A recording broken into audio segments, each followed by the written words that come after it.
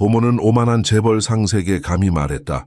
회장님, 아드님은 자폐가 아닙니다. 그는 그저 사랑이 필요할 뿐이에요. 그러나 그 순간 재벌이 어떻게 반응할지는 아무도 예상하지 못했다. 이제 그녀의 솔직한 한마디가 일자리를 잃게 할 수도 있었다. 여러분이 정말 이 이야기에 몰입하고 계시다면 댓글에 치유라고 남겨주세요. 그러면 여러분의 존재를 확인하고 모든 자폐인들이 건강과 따뜻한 보살핌 그리고 평화를 주는 치유의 길을 걸어가길 함께 기원할 수 있습니다. 쌀쌀한 가을날 오후, 수미는 서울 강남 압구정동의 최고급 아파트 앞에 발을 멈추었다. 흙냄새 가득한 경기도 고향집에서 자란 수민에게 이 화려한 대리석 건물은 다른 세계처럼 느껴졌다. 손에 쥔 이력서 봉투가 땀으로 축축해졌고 다리는 30분 일찍 도착한 탓에 뻐근했다. 두꺼운 유리문을 열자 대리석 로비의 차가운 공기가 그녀를 감쌌다. 로비의 거대한 거울에 비친 자신의 모습을 바라보았다. 검소한 네이비 원피스의 낡은 가죽 가방, 이곳의 호화로움과는 너무나 대비되는 모습이었다. 수미는 자신의 옷깃을 다시 가다듬으며 입안이 바싹 마르는 것을 느꼈다. 김수민 씨겠군요. 영자 여사가 차가운 눈초리로 그녀의 서류를 살피며 말했다. 그녀의 음성은 마치 얼음물처럼 흘러내렸다. 김태우 회장님께서는 특별한 보육교사를 찾고 계세요. 형이 도련님은 특별한 치료와 케어가 필요한 아이니까요. 평범한 선생님들은 모두 떠났어요. 수민의 가슴이 조여들었다. 모두 떠났다는 말에 담긴 경고를 놓치지 않았다. 그러나 그녀는 침착함을 유지하며 대답했다. 경희대에서 특수아동교육을 전공했고 장애아동복지관에서 3년간 다양한 필요를 가진 아이들을 가르쳤습니다. 인내심이 필요하다면 그것이 제 강점입니다. 응접실에서 기다리는 동안 수민의 시선은 자연스레 정원으로 향했다. 푸른 소나무 아래 홀로 앉아있는 작은 아이 형이가 눈에 들어왔다. 5살 정도로 보이는 그 아이는 줄지어 놓인 미니카드를 색상별로 완벽하게 정렬하고 있었다. 흰 가운을 입은 젊은 여성 치료사는 형이와 몇 미터 떨어진 곳에서 무표정하게 차트에 기록만 할 뿐 아이에게 말 한마디 건네지 않았다. 수민의 심장이 아팠다. 저 아이에게는 냉정한 관찰이 아닌 따뜻한 접촉이 필요하다는 직감이 들었다. 수민 씨, 이쪽으로 오세요. 영자 여사의 날카로운 목소리에 그녀는 생각에서 깨어났다. 태우가 응접실에 들어섰을 때 공기 자체가 무거워지는 느낌이었다. 190cm가 넘는 그의 키는 압도적이었고 완벽하게 다려진 고급 수트는 그의 권위를 더욱 강조했다. 그러나 수민의 시선을 사로잡은 것은 그의 눈이었다. 깊은 바다처럼 어둡고 공허한 눈동자, 삶의 고통으로 굳어버린 영혼의 창이었다. 김태우 회장님, 이분이 김수민 씨입니다. 영자 여사가 소개했다고 태우는 수민을 무심하게 훑어보았다. 그의 시선에는 평가, 의심, 그리고 근본적인 냉담함이 담겨 있었다. 지금 당장 시작할 수 있습니까? 우리 집에서는 규칙과 시간이 가장 중요합니다. 형이의 치료 일정을 절대 방해하면 안 됩니다. 정해진 지침만 따르세요. 수민은 그의 날카로운 어조에 움찔했지만 전문가적인 침착함을 유지하며 고개를 숙였다. 네, 가능합니다. 형이를 위해 최선을 다하겠습니다. 태우는 그녀의 대답에 아무 반응도 보이지 않은 채 등을 돌려나갔다. 문이 닫히자 방 안에는 무거운 정적만 남았다. 영자 여사는 깊은 한숨을 내쉬며 복도를 따라 수민을 안내했다. 형이 도련님은 중증 자폐증 진단을 받았어요. 3살 때부터 말이 없고 감정 표현이 거의 없어요. 아이의 일과와 패턴을 절대 깨트리면 안 됩니다. 지침서대로만 행동하세요. 형이의 방에 들어섰을 때 수민은 벽에 걸린 두꺼운 의료 차트와 약물 투여 시간표, 수십 명의 전문가들이 작성한 보고서를 보고 숨이 막혔다. 방은 완벽하게 정리되어 있었지만 아이다움이나 따뜻함은 찾아볼 수 없었다. 형이는 창가에 앉아 색깔별로 정리된 자동차만 바라보며 수민의 존재를 전혀 인식하지 못했다. 그날 저녁, 고요한 복도를 걷던 수민은 은은한 조명 아래 걸린 한 여인의 초상화 앞에 발걸음을 멈췄다. 지수 형이의 어머니였다. 흰 한복을 입은 그녀의 얼굴에서는 이 차가운 집안에서 찾아볼 수 없었던 따스함과 생명력이 느껴졌다. 그녀의 눈빛은 마치 살아있는 것처럼 사랑으로 빛나고 있었다. 수미는 그 자리에 오랫동안 서 있었다. 그림 속 지수의 눈빛과 정원에서 본 형이의 공허한 표정이 머릿속에서 겹쳐졌다. 그 순간 자신의 사명이 무엇인지 깨달았다. 이 얼어붙은 집에 다시 온기를 불어넣는 것, 그러나 수민이 아직 알지 못하는 것은 이 여정이 그녀 자신의 삶도 완전히 뒤바꿔 놓을 것이라는 사실이었다. 이튿날부터 수민은 형이의 세계에 조심스럽게 발을 들였다. 그녀는 겉으로는 의사들의 엄격한 치료 지침을 충실히 따랐지만 아무도 보지 않을 때는 자신만의 방식으로 아이에게 다가갔다. 첫 주 동안 수민은 형이의 일과를 세심히 관찰했다.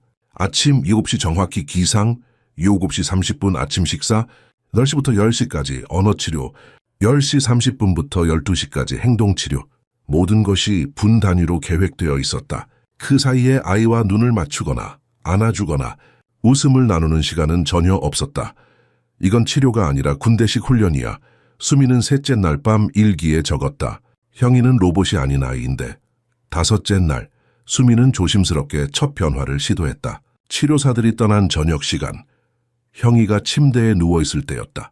그녀는 할머니에게서 배운 전래동요 두꺼비 집이 여물가를 나지막이 불렀다. 형이는 처음엔 아무 반응이 없었지만 세 번째 반복할 때 미세하게 고개를 그녀 쪽으로 돌렸다. 안녕, 형이야. 수민은 미소 지으며 속삭였다. 오늘 하루 어땠어? 아이는 대답하지 않았지만 눈동자가 수민의 얼굴을 잠시 훑었다. 그것은 작은 승리였다. 이후 수민은 매일 밤 새로운 이야기나 노래를 가져왔다. 때로는 제주도 할머니에게서 들은 신화를, 때로는 자신이 만든 동화를. 형이는 여전히 말을 하지 않았지만 점점 더 오래 그녀의 얼굴을 바라보기 시작했고 가끔은 그의 입가에 희미한 미소가 스쳐 지나가기도 했다. 두 번째 주가 시작될 무렵 수민은 형이의 치료 세션에 동석하기 시작했다. 남자 치료사가 기계적으로 플래시카드를 보여주며 반응을 기록할 때 형이의 작은 손가락이 테이블을 두드리는 것을 발견했다. 아이는 불안해하고 있었다. 잠시만요. 수민이 용기를 내어 말했다. 형기가 지금 불편해하는 것 같아요.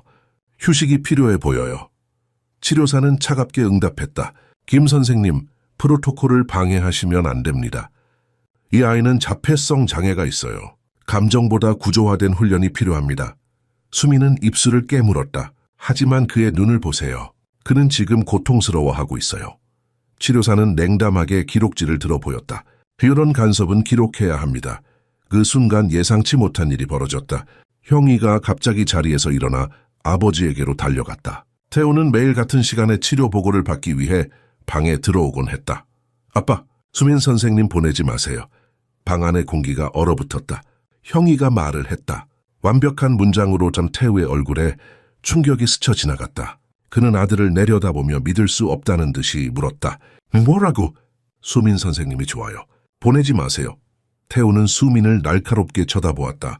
그의 눈에는 의심과 혼란, 그리고 희미한 희망이 교차했다. 그는 아들의 머리에 조심스럽게 손을 얹었다. 이것은 수민이 본 그의 첫 번째 부드러운 제스처였다. 치료사는 서둘러 말했다. 김 선생님이 구조를 깨뜨리고 있습니다. 이런 감정적 반응은 장기적으로 해롭습니다. 태우는 잠시 침묵했다. 그의 얼굴에 깊은 고민의 흔적이 드러났다. 마침내 그가 입을 열었다. 김 선생님, 오늘 저녁 식사 후 제 서재로 오세요. 수민은 가슴이 쿵쾅거리는 것을 느꼈다. 이것은 끝일까? 아니면 새로운 시작일까? 하지만 형이의 작은 손이 그녀의 손가락을 꼭 쥐었을 때 그녀는 무슨 일이 있어도 이 아이를 포기할 수 없다는 것을 깨달았다. 태우의 서재는 그의 성격을 그대로 반영하고 있었다. 어두운 월넛 책장, 가죽 의자, 완벽하게 정리된 책상, 창밖으로는 서울의 야경이 펼쳐져 있었지만 방 안의 분위기는 차갑고 삭막했다. 수민은 문턱에 서서 2번 노크했다. 들어오세요. 수민은 긴장으로 뻣뻣해진 다리를 움직여 방 안으로 들어섰다. 태우는 창가에 서서 등을 돌린 채 서울의 불빛을 바라보고 있었다. 그는 천천히 돌아섰고 수민은 그의 얼굴에서 예상치 못한 감정의 흔적을 발견했다. 혼란과 희망이 뒤섞인 표정이었다. 형기가 말했어요. 그가 마침내 입을 열었다. 4년 만에 처음으로. 수민은 조심스럽게 대답했다. 네, 아이에게 필요한 건 엄격한 치료 일정만이 아닙니다. 정서적 연결, 신뢰, 안정감이 필요해요. 태우의 눈썹이 치켜 올라갔다. 당신이 전문가입니까? 서울대 의대 출신 의사들보다 더 잘 안다는 겁니까? 수민은 심호흡을 했다. 이 순간이 중요하다는 것을 알았다. 저는 전문가는 아니지만 아이들과 함께한 시간은 많습니다. 형이는 자폐가 아니라 심리적 상처를 가진 아이라고 생각해요. 어머니를 잃은 트라우마가 그를 자기만의 세계로 밀어넣은 것 같아요. 태우의 얼굴이 굳어졌다. 수민혜 씨, 당신 일에 충실해 주세요. 진단은 의사들에게 맡기는 게 좋겠습니다. 하지만 그의 목소리에서 확신이 흔들리는 것을 수민은 놓치지 않았다. 제가 형이를 관찰한 결과 그는 감정을 표현하는 법을 잊어버린 것 같아요. 억압된 것이지 없는 게 아닙니다. 수민은 용기를 내어 계속했다. 오늘 그가 말한 것은 우연이 아니에요. 그는 제가 안전하다고 느꼈기 때문에 말을 한 거예요. 태우가 책상 위에 손을 짚었다. 그의 손가락이 미세하게 떨리고 있었다. 김 선생님, 당신을 고용한 이유는 치료 프로그램을 따르고 현기를 돌보기 위한 것입니다. 우리 가족의 상황에 대한 의견은 필요 없습니다. 수민은 입술을 깨물었다. 가슴속에서 분노가 일었지만 그녀는 침착함을 유지했다. 제가 여기 있는 이유는 형이를 돕기 위해서입니다. 그리고 지금 그에게 가장 필요한 것은 약물이나 테스트가 아니라 아버지의 사랑입니다. 태우의 얼굴에 분노가 스쳤다. 그는 말을 시작하려다 멈추었다. 그 순간 문이 살짝 열렸다. 형이가 파자마 차림으로 문간에 서 있었다. 그의 손에는 오래된 봉제 토끼 인형이 들려 있었다. 아빠, 그가 작은 목소리로 불렀다. 무서워요. 태우는 순간적으로 당황했다. 그는 아들에게 어떻게 대해야 할지 모르는 듯했다. 수민은 자연스럽게 무릎을 꿇고 형이의 눈높이에 맞추었다. 악몽꿨니 형이야. 아이가 고개를 끄덕였다. 수민이 부드럽게 손을 내밀자 형이는 주저없이 그녀에게 안겼다. 태우는 그 광경을 말없이 지켜보았다. 괴물이 나왔어요. 형이가 속삭였다. 엄마가 없어서 무서웠어요. 수민은 아이를 부드럽게 안으며 등을 토닥였다. 웬크하냐? 내가 여기 있어. 아빠도 여기 계시잖아. 그녀는 의미심장한 눈빛으로 태우를 바라보았다. 그는 잠시 망설이더니 천천히 다가와 무릎을 꿇고 아들의 머리를 조심스럽게 쓰다듬었다. 아빠가 지켜줄게. 그가 어색하지만 진심 어린 목소리로 말했다. 형이의 얼굴이 밝아졌다. 그는 처음으로 아버지에게 미소를 지었다. 수민은 그 순간 태우의 눈에 맺힌 눈물을 보았다. 단 한 방울이었지만 그것은 얼어붙은 호수에 생긴 첫 번째 균열과도 같았다. 내일부터 태우가 조용히 말했다. 형이의 치료 일정을 조정하겠습니다. 김 선생님, 당신의 접근법을 시도해보겠습니다. 단, 모든 세션은 녹화될 것입니다. 수민은 고개를 끄덕였다. 이것은 작은 승리였다. 그리고 그녀는 이제 막 시작했다는 것을 알고 있었다. 다음 며칠 동안 김 가문의 고급 아파트에 미묘한 변화가 찾아왔다. 표면적으로는 여전히 모든 것이 질서정연했지만 수민은 차가운 규칙 사이에 따뜻함의 틈새를 만들어가고 있었다. 아침 식사 시간, 수민은 형이에게 직접 샌드위치를 만들게 했다. 치료 세션 사이에는 짧은 이야기, 시간을 넣었다. 비가 내리는 오후에는 창가에 앉아 빗방울이 그리는 그림자 놀이를 했다. 작은 순간들이었지만 형이의 눈빛은 조금씩 생기를 되찾아가고 있었다. 어느 날 오후 수민이 형이의 옷장을 정리하던 중 선반 깊숙한 곳에서 먼지 쌓인 소형 단소를 발견했다. 이게 뭘까? 수민이 물었다. 형이는 잠시 그것을 응시했다. 엄마 거예요. 그가 조용히 말했다. 수민은 놀라움을 감추지 못했다. 지수가 전통 음악을 했었다는 이야기는 들은 적이 없었다. 한번 불어볼래? 그녀가 단소를 건넸다. 형이는 망설였지만 조심스럽게 손을 뻗어 단소를 받았다. 그는 그것을 턱에 대고 불어보려고 했지만 소리는 나지 않았다. 내가 도와줄게. 수민이 미소 지으며 말했다. 그녀는 고등학교 때 국악부에서 활동했던 경험을 떠올렸다. 그때 복도에서 발소리가 들렸다. 태우의 어머니 윤희 여사가 방 안으로 들어왔다. 70대의 위험 있는 여인은 항상 완벽한 한복 차림이었고 그녀의 시선은 늘 평가하는 듯했다.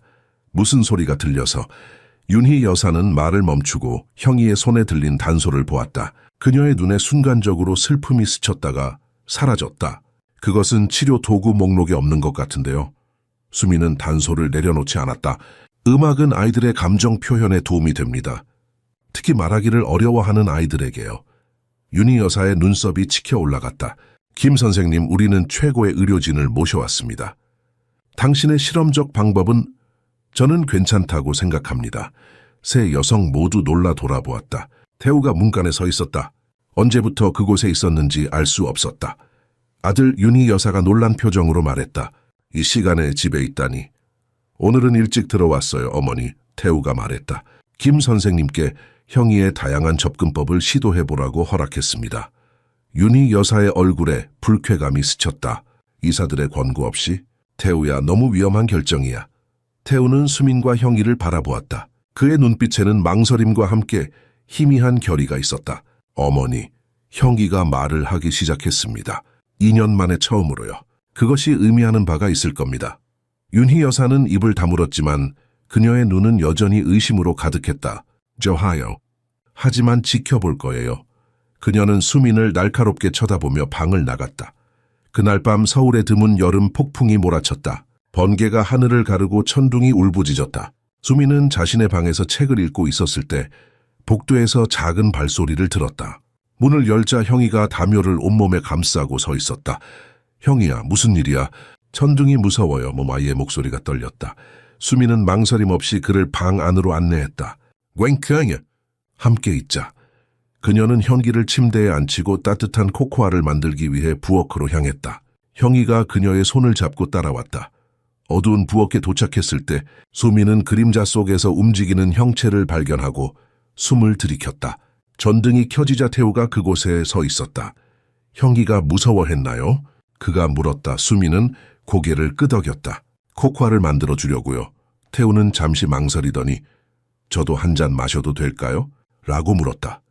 그렇게 세 사람은 한밤중에 부엌 아일랜드에 둘러앉아 코코아를 마시게 되었다. 창밖으로 번개가 번쩍일 때마다 형이는 움찔거렸지만 아버지와 수민 사이에 앉아 점점 안정을 찾아갔다.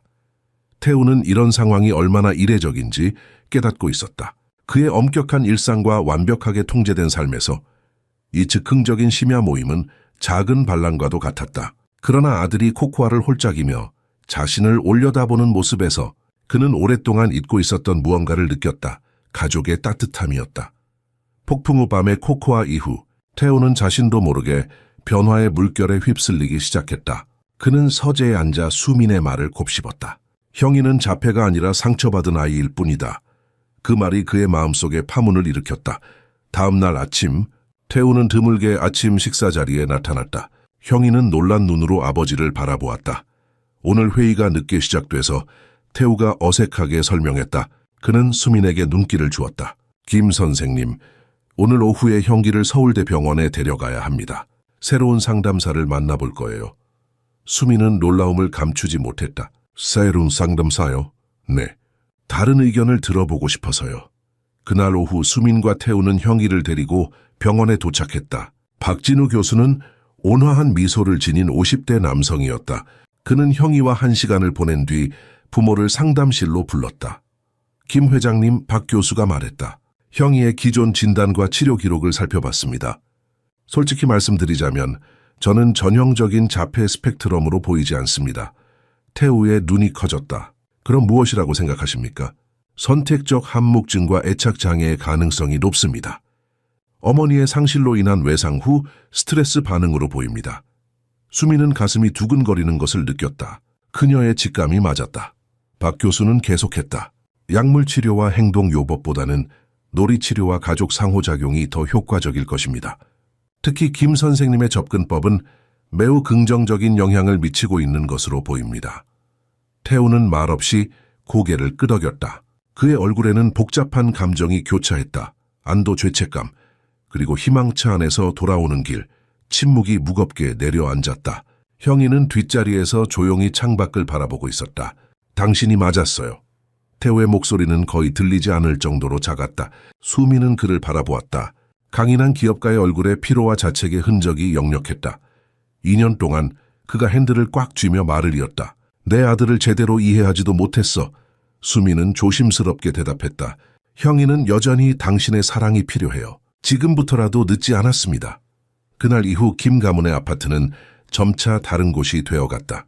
형이의 일과표에서 몇몇 치료 세션이 사라지고 대신 가족 시간이 추가되었다. 태우는 퇴근 시간을 조금씩 앞당겼고 주말에는 아들과 시간을 보내기 시작했다. 가장 놀라운 변화는 소리였다. 한때 침묵에 쌓여있던 공간에 이제는 형이의 웃음소리가 메아리쳤다. 수민이 가르쳐준 동요를 따라 부르는 소리, 아버지에게 하루 일과를 설명하는 목소리가 복도에 울려 퍼졌다. 어느 일요일 아침 수미는 부엌에서 이상한 소리를 듣고 발걸음을 멈추었다. 문을 살짝 열자 예상치 못한 광경이 펼쳐졌다. 태우가 앞치마를 두르고 서투르게 팬케이크를 뒤집고 있었다. 밀가루가 그의 얼굴과 옷에 묻어 있었고 형이는 카운터에 앉아 박수를 치며 즐거워하고 있었다. 아, 김 선생님. 태우가 당황한 표정으로 인사했다. 아침 식사를 준비하고 있었어요. 생각보다 어렵네요. 수미는 웃음을 참으며 다가갔다. 도와 드릴까요? 감사합니다. 그가 진심으로 대답했다. 수미는 그의 옆에 서서 프라이팬을 잡았다. 비결은 손목 움직임에 있어요. 이렇게요. 그녀가 부드럽게 시범을 보였다. 태우의 손이 수민의 손 위에 살짝 닿았고 둘 사이에 미묘한 전류가 흘렀다. 그는 잠시 당황했지만 곧 미소를 지었다. 그들은 함께 아침을 준비했고 세 사람은 부엌 아일랜드에 둘러앉아 식사했다. 과거에는 상상도 할 수 없었던 광경이었다. 형이는 행복한 표정으로 팬케이크를 베어 물었고 태우는 아들의 모습을 보며 깊은 만족감을 느꼈다. 그 순간 태우는 자신이 얼마나 많은 것을 놓치고 있었는지 깨달았다. 그는 마음속으로 돌아가신 아내에게 속삭였다. 휘수야 미안해. 이제야 내가 무엇을 해야 하는지 알게 되었어. 이틀 후 수미는 태우가 형이의 치료팀 대부분을 해고했다는 소식을 들었다. 그녀가 거실에서 형이와 그림책을 읽고 있을 때 태우가 다가왔다. 안녕하세요 소중한 구독자 여러분. 잠시 이야기 멈추고 여쭤봅니다. 이 이야기 재미있으신가요? 그렇다면 새로운 채널도 꼭 구독해주세요. 이와 같이 새롭고 놀라운 이야기들을 준비했습니다. 구독 링크는 영상 설명란에 있습니다. 항상 응원해 주셔서 감사합니다. 김 선생님 잠시 이야기 좀 할 수 있을까요? 수미는 고개를 끄덕이고 형이에게 책을 계속 보라고 한 뒤 태우를 따라 나섰다. 치료사들은 어떻게 됐나요? 수민이 조심스럽게 물었다. 태우는 테라스로 그녀를 안내하며 대답했다. 대부분 계약을 종료했습니다.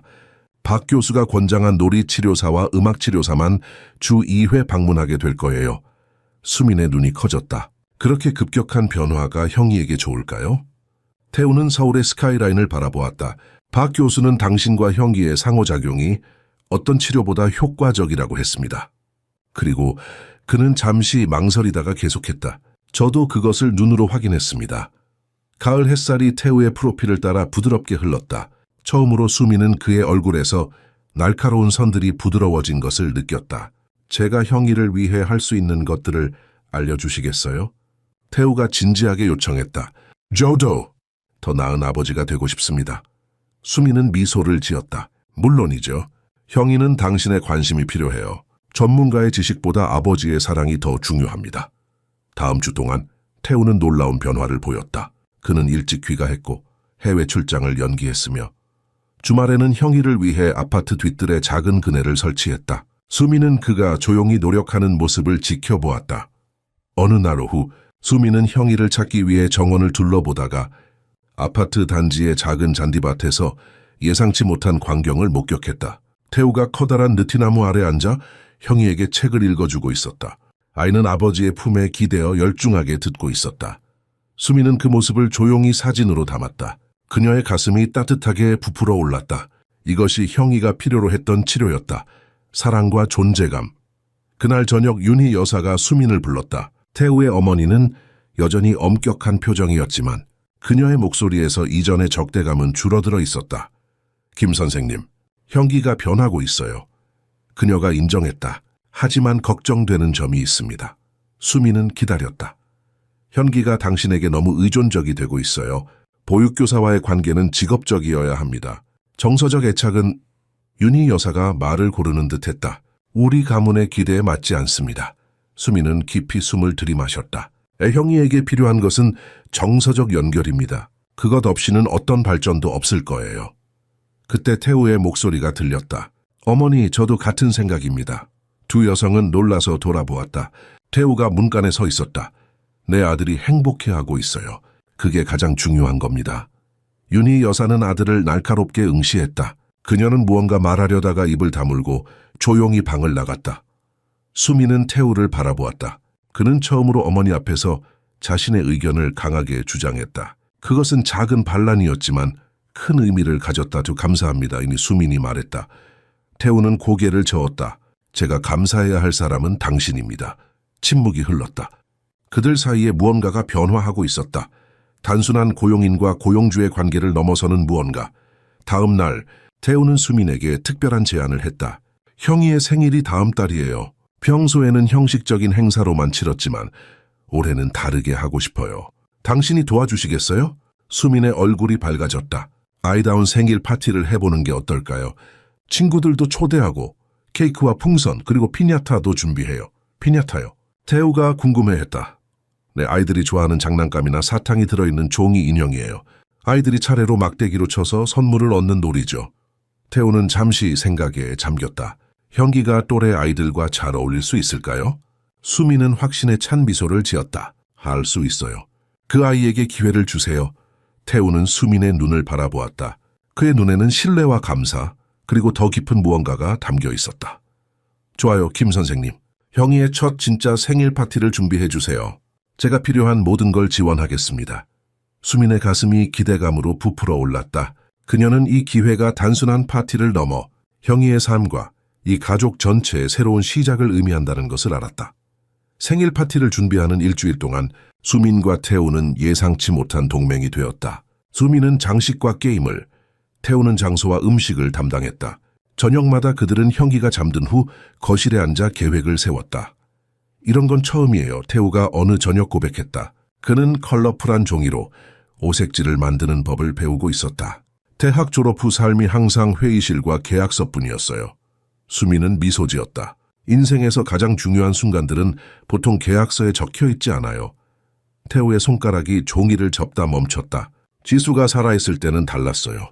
그녀는 항상 색채와 음악, 웃음을 가져왔죠. 그의 목소리가 잠시 떨렸다. 그녀가 떠난 후 나는 모든 것을 통제하려고 했어요. 마치 완벽한 일정과 최고의 전문가들이 내 아들을 고칠 수 있을 것처럼. 수미는 조용히 들었다. 이것은 태우가 처음으로 자신의 감정을 솔직하게 나눈 순간이었다. 당신이 옳았어요. 그가 계속했다. 형이에게 필요한 건 더 많은 약이나 치료가 아니라 아버지의 사랑이었어요. 생일 당일 아침, 수미는 일찍 일어나 장식을 준비했다. 그녀가 풍선을 불고 있을 때 작은 목소리가 들렸다. 선생님, 도와드릴까요? 형이가 파자마 차림으로 서 있었다. 그의 눈은 호기심으로 반짝였다. 물론이지. 생일 왕자님. 수민이 웃으며 대답했다. 함께 풍선을 불고 있을 때 태우가 방에 들어왔다. 그는 기타를 들고 있었다. 생일 축하해 형이야. 태우가 말했다. 그리고는 어색하지만 다정하게 생일 축하 노래를 연주하기 시작했다. 형이의 눈이 커졌다. 아바 기타 실줄알아요. 대학 때 배웠단다. 오랫동안 연습하지 않았지만 오늘을 위해 특별히 연습했어. 수미는 감동을 숨기지 못했다. 태우가 이런 깜짝 선물을 준비했다는 사실이 그녀를 감동시켰다. 오후가 되자 아파트 정원은 아이들의 웃음소리로 가득 찼다. 태우는 동네 아이들과 회사 동료들의 자녀들을 초대했다. 처음에 형이는 많은 사람들 앞에서 수줍어했지만 수민의 부드러운 격려로 곧 다른 아이들과 어울리기 시작했다. 피냐타를 칠 시간이 되었다. 태우가 직접 로봇 모양의 피냐타를 높이 들고 아이들은 차례로 막대기를 휘둘렀다. 형이의 차례가 되자 모두가 응원했다. 그는 용기를 내어 세게 내리쳤고 피냐타가 터지면서 사탕과 작은 장난감들이 쏟아졌다. 아이들의 함성이 정원을 가득 채웠다. 해질녘, 손님들이 하나둘 떠나고 형이는 새 선물들을 가지고 놀기 시작했다. 정원에 설치된 스피커에서는 잔잔한 재즈가 흘러나왔다. 태우가 수민에게 다가왔다. 오늘 정말 특별한 날이었어요. 당신 덕분이에요. 수민은 미소를 지었다. 형기가 행복해하는 모습을 보니 보람차네요. 태우는 잠시 망설이다가 손을 내밀었다. 춤 한 곡 어떨까요? 수민의 심장이 빠르게 뛰기 시작했다. 그녀는 자신이 단순한 보육교사일 뿐이라는 사실을 상기시키려 했지만 태우의 따뜻한 눈빛에 그만 손을 내밀었다.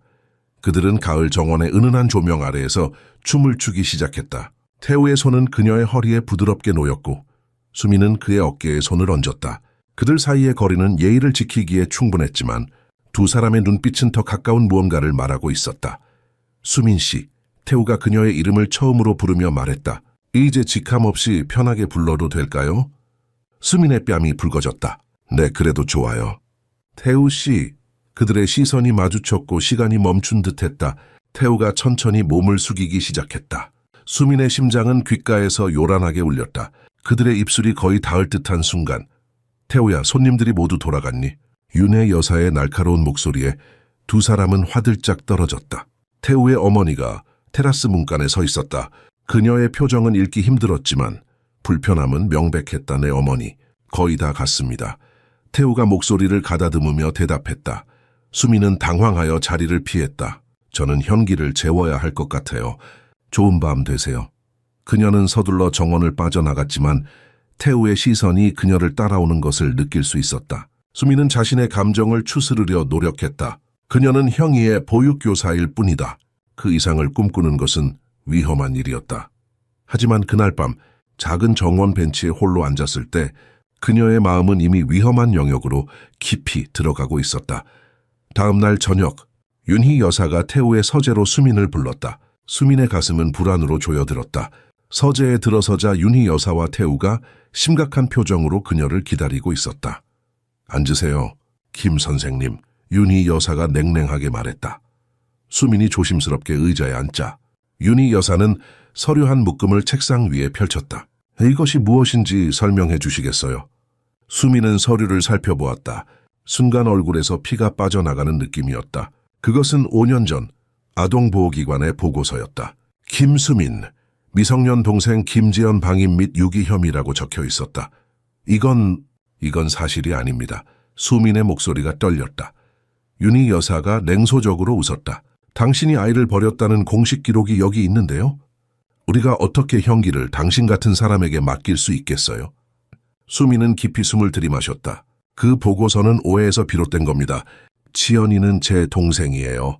부모님이 교통사고로 돌아가신 후 저는 서울에서 일을 해야 했고 동생은 할머니와 함께 고향에 남겼어요. 그녀는 잠시 말을 멈추고 감정을 추스렸다. 6개월 후 제가 일하던 카페에서 화재가 났어요. 저는 3개월 동안 병원에 입원했고 그 사이 연락이 끊겼죠. 사회복지사가 방문했을 때 저를 찾을 수 없어서 유기 혐의로 보고한 겁니다. 하지만 나중에 모든 것이 해명되었어요. 태우는 무거운 침묵 속에서 수민을 응시했다. 그의 눈에는 의심과 혼란이 어려 있었다. 제발 믿어주세요. 수민이 간절하게 말했다. 저는 결코 지연이를 버리지 않았어요. 그 아이는 제 전부였습니다. 방 안에 무거운 침묵이 내려앉았다. 윤희 여사는 승리를 확신하는 표정이었다. 그러나 태우는 천천히 일어나 서류를 집어들었다. 그리고 예상치 못하게 그것을 반으로 찢었다. 어머니, 저는 수민 씨를 믿습니다. 윤희 여사의 눈이 커졌다. 태우야, 너 정신이 나갔니?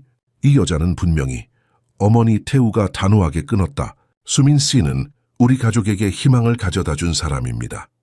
그녀 덕분에 형이는 말을 하기 시작했고 웃음을 되찾았어요. 그리고 그는 잠시 망설이다가 계속했다. 저도 다시 살아있다는 느낌을 받게 되었습니다. 윤희 여사는 충격의 말을 잃었다. 태우는 수민에게 다가가 그녀의 손을 잡았다. 당신을 믿어요. 그리고 당신이 필요합니다. 단지 형이의 보육교사로서가 아니라 우리 가족의 일부로. 수민의 눈에 눈물이 고였다. 태우는 그녀를 부드럽게 일으켜 세웠다. 어머니, 저는 수민 씨에 대한 감정을 숨기지 않겠습니다. 우리의 관계가 어떻게 발전할지 모르지만 그것은 우리 둘만의 문제입니다. 윤희 여사는 아들을 날카롭게 쳐다보았지만 그의 단호한 표정 앞에 더 이상 말을 잇지 못했다. 그녀는 서류를 집어들고 조용히 방을 나갔다. 태우와 수민은 서로를 바라보았다. 방 안의 공기가 변했다. 이제 그들 사이에는 더 이상 고용주와 직원의 경계가 존재하지 않았다. 죄송해요, 태우가 말했다. 어머니가 당신의 과거를 파헤친 것에 대해. 수민은 고개를 저었다. 괜찮아요. 저에게는 숨길 것이 없어요. 지연이는 지금 부산에서 대학을 다니고 있어요. 매달 만나고 있죠. 태우는 그녀의 손을 더 단단히 잡았다. 내가 당신에 대해 더 알고 싶어요. 모든 것을. 그날 밤 그들은 아파트 단지의 작은 정원에 있는 벚나무 아래 벤치에 앉아 오랫동안 이야기를 나눴다. 태우는 지수와의 첫 만남부터 그녀의 갑작스러운 병과 죽음까지 모든 것을 털어놓았다. 수민은 가난했지만 사랑이 가득했던 어린 시절과 부모님의 사고 이후 겪었던 힘든 시간들에 대해 이야기했다. 밤이 깊어갈수록 그들 사이의 벽은 무너져 내렸다. 은은한 달빛 아래 태우는 조심스럽게 수민의 얼굴을 감쌌다. 이번에는 아무도 그들을 방해하지 않았다. 그들의 입술이 부드럽게 만났을 때 수미는 이것이 단순한 끌림 이상의 무언가라는 것을 알았다. 창가에서 이 모든 광경을 지켜보던 형이의 얼굴에 행복한 미소가 번졌다. 그의 세계에 드디어 색채가 돌아오고 있었다. 2개월 후 태우와 수민, 그리고 형이의 관계는 더욱 깊어졌다. 그들은 함께 식사하고 주말에는 가족 여행을 다녔으며 저녁마다 함께 동화책을 읽었다. 집안의 분위기는 완전히 달라졌다. 예전의 차가움과 침묵은 웃음소리와 음악으로 대체되었다. 어느 저녁, 수민은 태우에게 특별한 제안을 했다. 전라도 순천에 있는 제 고향집에 함께 가보는 건 어떨까요? 형이가 도시 밖의 자연을 경험하면 좋을 것 같아요. 태우는 잠시 생각에 잠겼다. 재벌가의 아들인 그에게 시골 생활은 미지의 영역이었다. 하지만 그는 형이의 얼굴에 떠오른 기대감을 보았다. 좋아요. 그가 마침내 대답했다. 형기가 고층 빌딩과 명품 장난감만 보고 자라는 것은 원하지 않아요. 진짜 삶을 경험하게 해주고 싶어요. 수미는 기쁨에 찬 미소를 지었다. 이것은 단순한 여행 이상의 의미를 가졌다. 서로 다른 두 세계를 연결하는 첫 번째 다리를 놓는 일이었다. 푸른색, 기와지붕이 인상적인 한옥, 앞에 검은색 제네시스가 멈춰 섰다. 수미는 가슴이 벅차오르는 것을 느끼며 차에서 내렸다. 고향집의 익숙한 공기를 들이마시자 추억이 물밀듯이 밀려왔다. 매화나무의 달콤한 향기, 텃밭에서 풍겨오는 흙냄새, 멀리서 들려오는 가을 물소리. 수민아. 할머니의 반가운 목소리에 수미는 돌아보았다. 80이 넘은 김영자 할머니가 대문 밖으로 나오고 있었다. 허리는 약간 굽었지만 눈빛은 여전히 생기 넘쳤다. 그녀는 손녀를 끌어안으며 등을 토닥였다. 우리 강남 아가씨가 오랜만에 시골집을 찾아오는구나. 할머니, 보고 싶었어요. 수민이 할머니의 손을 꼭 잡았다. 태우가 형이를 안고 차에서 내렸다. 그는 한복을 입은 할머니와 전통 가옥을 보며 약간 긴장한 표정이었다. 서울의 고급 주거단지와 너무도 다른 광경이었다. 할머니의 시선이 태우와 형이에게로 향했다. 저 멋진 양반이 태우시고 이 잘생긴 도련님이 형이구나. 형이는 처음 보는 할머니 앞에서 수줍어하며 태우의 다리 뒤로 숨었다. 태우는 공손하게 허리를 숙이며 인사했다. 안녕하세요 어르신, 김태우입니다. 이렇게 초대해 주셔서 감사합니다. 할머니는 태우를 자세히 살펴보더니 따뜻한 미소를 지었다. 우리 수민이가 좋은 사람을 데려왔구나. 눈빛이 맑아. 수민이 부끄러워하며 할머니의 팔을 살짝 쳤다. 할머니 아직 그런 사이가 아니에요. 할머니는 손녀의 말에 대답하는 대신 몸을 숙여 형이의 눈높이에 맞추었다. 형이야, 할머니가 선물을 준비했단다. 그녀는 주머니에서 작은 나무 호랑이 인형을 꺼냈다. 휘건 장승이라고 하는데 나쁜 기운을 물리치고 좋은 기운을 가져다 준단다.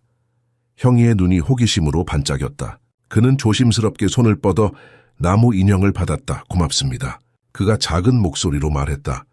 할머니의 얼굴에 기쁨이 번졌다. 아이고, 목소리도 참 고운 아이구나. 한옥 안으로 들어가자 태우는 주변을 둘러보았다. 집은 작았지만 정갈하고 따뜻했다. 안방과 건너방, 대청마루와 부엌이 전부였다. 마당에는 감나무와 매화나무가 자라고 있었고 작은 텃밭에는 고추와 상추가 심어져 있었다. 여기서 자라났군요. 태우가 말했다. 수미는 고개를 끄덕였다. 내 부모님이 돌아가시기 전까지는 행복한 시간을 보냈어요. 태우는 손을 내밀어 그녀의 손을 잡았다. 아무 말도 하지 않았지만 그의 눈빛은 모든 것을 말해주고 있었다. 할머니는 두 사람의 모습을 흐뭇하게 바라보았다. 자, 이제 들어와서 쉬어라. 저녁 준비를 해야겠다. 태우는 소파에서 자겠다고 고집했지만 할머니는 손님을 위해 안방을 내어주겠다고 했다. 수미는 할머니와 함께 건너방을 쓰고 형이는 태우와 안방에서 자기로 했다. 저녁 식사 준비 동안 수미는 할머니와 함께 부엌에서 순두부찌개를 끓였다. 창문으로 마당이 보였는데 태우와 형이가 텃밭을 탐험하며 도마뱀을 발견하고 신기해하는 모습이 눈에 들어왔다. 형이의 웃음소리가 맑게 울려 퍼졌다. 그 사람, 마음이 따뜻해 보인다. 할머니가 고추장을 저으며 말했다. 수미는 부끄러운 미소를 지었다. 네, 처음에는 차갑고 엄격했지만 속은 따뜻해요. 아들을 정말 사랑해요. 그리고 너도? 할머니가 눈을 반짝이며 물었다. 수미는 대답 대신 고개를 숙였다. 할머니는 손녀의 어깨를 토닥였다. 사랑은 복잡한 것이 아니다. 서로 바라보는 눈빛만 봐도 알 수 있지.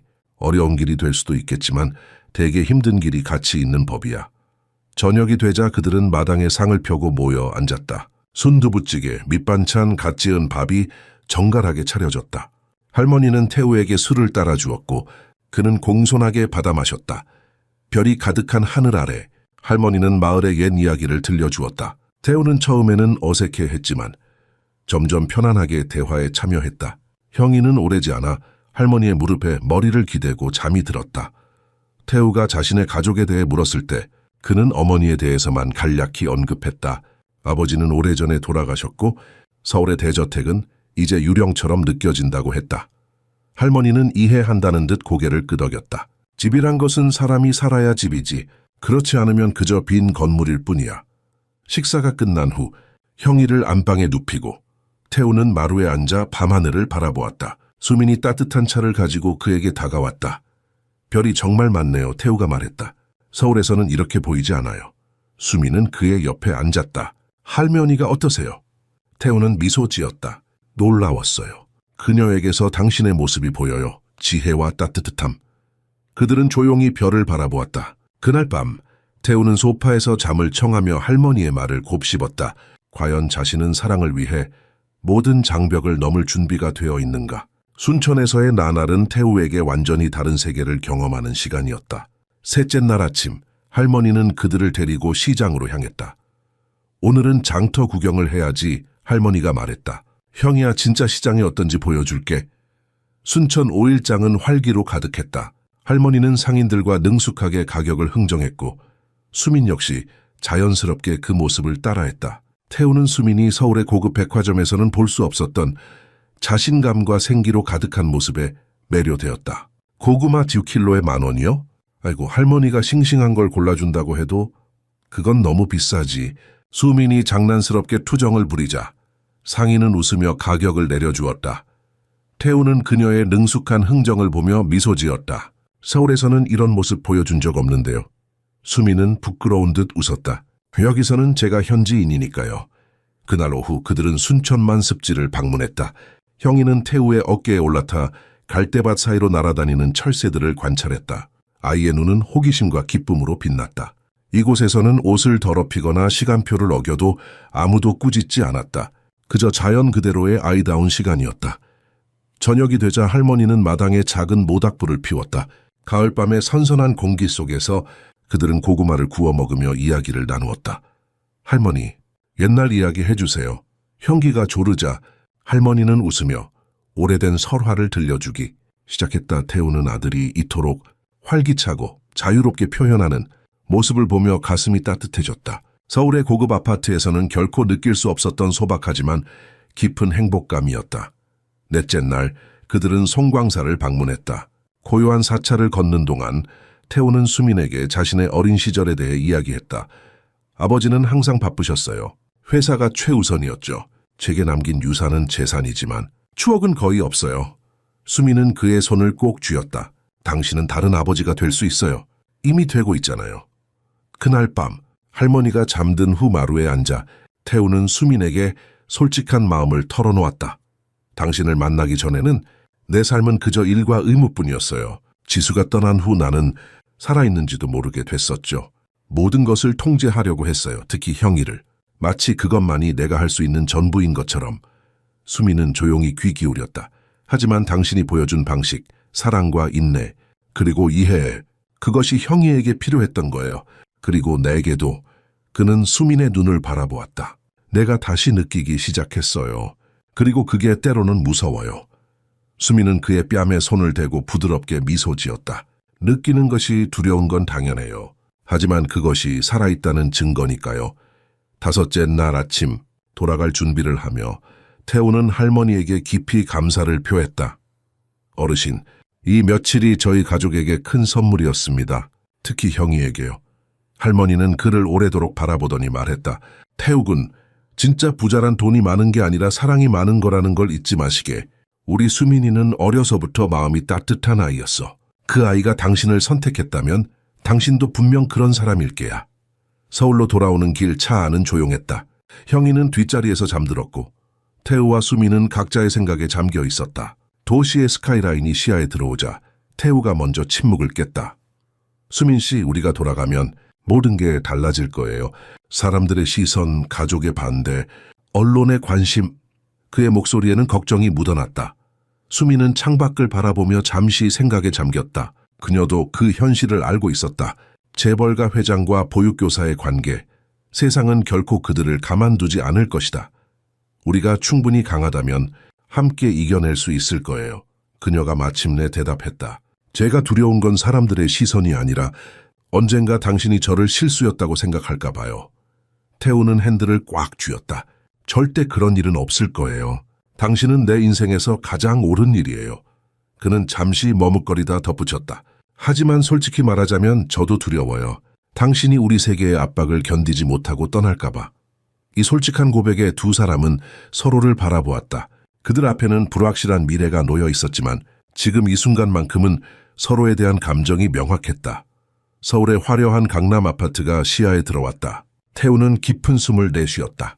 현실로 돌아갈 시간이었다. 하지만 그의 마음은 이미 결정을 내린 듯했다. 서울로 돌아온 지 일주일 후 태우는 수민에게 특별한 초대장을 건넸다. 이번 주 토요일 김태우 장학재단 연례 자선 만찬회가 있어요. 함께 가주실래요? 수민은 초대장을 받아들며 놀란 눈빛을 감추지 못했다. 저를 함께 가자고요. 내 직원으로서가 아니라. 태우가 잠시 망설이다 덧붙였다. 제 동반자로 초대하는 겁니다. 수민의 심장이 빠르게 뛰기 시작했다. 이것은 단순한 초대가 아니었다. 태우는 공식적으로 그들의 관계를 세상에 알리려는 것이었다. 하지만 제게는 그런 자리에 어울리는 옷이 없어요. 수민이 작은 목소리로 말했다. 태우는 미소를 지었다. 그건 걱정 마세요. 내일 스타일리스트가 몇 벌의 드레스를 가져올 겁니다. 마음에 드는 것을 고르면 돼요. 다음 날 스타일리스트가 가져온 고급 드레스들 사이에서 수민은 심플한 에메랄드 그린 색상의 드레스를 선택했다. 그녀는 한 가지 요청을 했다. 어깨에 전통 자수를 좀 더해 주실 수 있을까요? 할머니가 가르쳐 주신 순천 지역 무늬로요. 행사 당일 저녁, 수민이 계단을 내려오자 태우는 숨을 들이켰다. 그녀는 우아함 그 자체였다. 심플한 드레스에 더해진 전통 자수는 독특한 개성을 더해 주었고 자연스럽게 묶은 머리는 고상함을 강조했다. 너무 아름다워요. 태우가 속삭였다. 형이도 작은 턱시도를 입고 계단 아래서 기다리고 있었다. 수민 선생님, 공주님 같아요.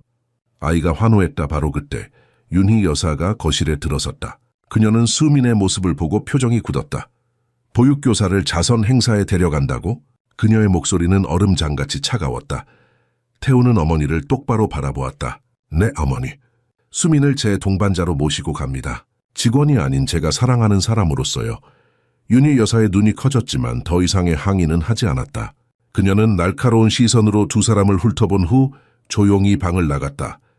행사장에 도착하자 화려한 조명과 샴페인 잔이 부딪히는 소리가 그들을 맞이했다. 재계와 정계의 유명 인사들로 가득한 공간에서 태우는 수민의 손을 꼭 잡고 그녀를 소개했다. 이분은 김수민 씨입니다. 제 특별한 손님이십니다. 사람들의 시선이 수민에게 쏠렸다. 그녀는 긴장했지만 우아하게 미소 지으며 인사했다. 처음에는 모두가 공손했지만 수민이 잠시 화장실에 간 사이 그녀는 의도치 않게 두 여성의 대화를 엿듣게 되었다. 저 여자, 김태우의 아들 보육교사라던데. 한 여성이 속삭였다. 영리하게 아이를 통해 아버지에게 접근한 거지. 고아 출신의 학벌도 없는데 자폐 진단도 조작했다는 소문이 있어 다른 여성이 덧붙였다. 가난한 시골 처녀가 재벌가 며느리 자리를 노린 거야. 수민은 화장실 칸 안에서 얼어붙었다. 그녀의 손이 떨렸다. 심호흡을 한 후 그녀는 칸에서 나와 세면대로 향했다. 두 여성이 놀란 표정으로 그녀를 보았다. 화장실 음향이 정말 좋네요. 수민이 차분하게 말했다. 여러분의 추측이 재미있지만 제가 가난하다고 해서 인격이 없는 건 아닙니다. 그리고 형이는 그 아이는 그저 사랑이 필요했을 뿐이에요. 두 여성은 당혹감에 서둘러 화장실을 빠져나갔다. 연회장으로 돌아온 수민은 태우가 한 여성과 대화하는 모습을 발견했다. 그녀는 우아하고 지적인 분위기를 풍기는 40대 여성이었다. 아, 수민 씨, 이쪽은 윤세라 교수님이십니다. 서울대 특수교육과 학과장이시죠. 세라 교수는 수민에게 진심 어린 미소를 지었다. 태우 씨에게 형의 변화에 대해 들었어요. 당신의 접근법이 정말 흥미롭습니다. 언젠가 우리 센터를 방문해서 당신의 경험을 나눠주시면 좋겠네요. 수미는 놀라움을 감추지 못했다.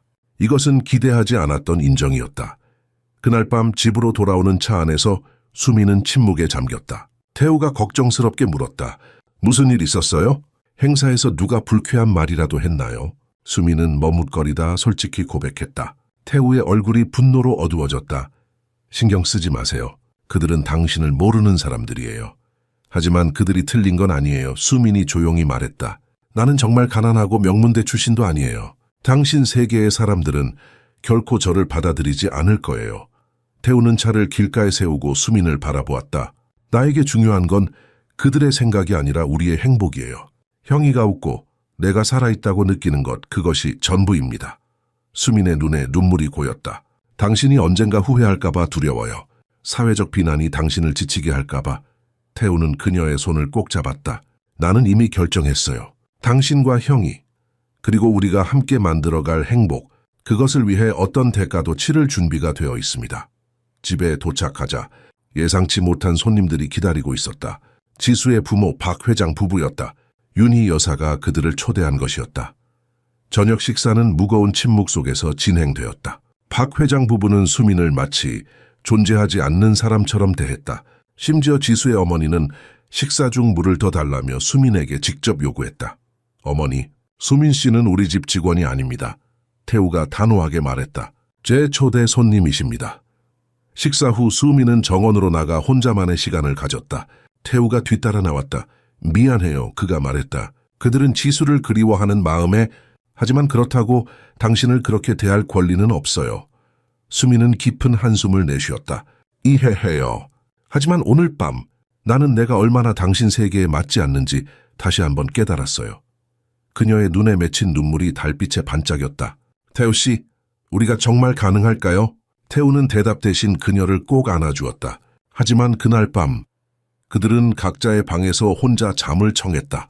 처음으로 두 사람 사이의 불확실성의 그림자가 드리웠다. 자선 행사 이후 며칠 동안 김 가문의 아파트는 무거운 긴장감에 휩싸였다. 수미는 자신의 감정과 현실 사이에서 갈등했다. 그녀는 태우와 형이를 사랑했지만 그들이 속한 세계는 그녀를 끊임없이 이방인으로 취급했다. 어느 오후 수미는 자신의 방에서 편지를 읽고 있었다. 순천에 있는 작은 공동체 학교에서 온 제안이었다. 그들은 그녀에게 특수교육 교사 자리를 제안하고 있었다. 안정적인 급여와 주택까지 제공한다는 내용이었다. 이게 운명의 신호일까? 수미는 창밖을 바라보며 중얼거렸다. 그때 문이 열리고 형기가 들어왔다. 아이의 얼굴은 불안해 보였다. 선생님, 무슨 일 있어요? 형이가 조심스럽게 물었다. 수미는 미소를 지으며 아이를 안아주었다. 아니야, 괜찮아. 그냥 생각할 게 많아서 그래. 형이의 눈이 수민의 침대 위에 놓인 여행 가방에 멈추었다.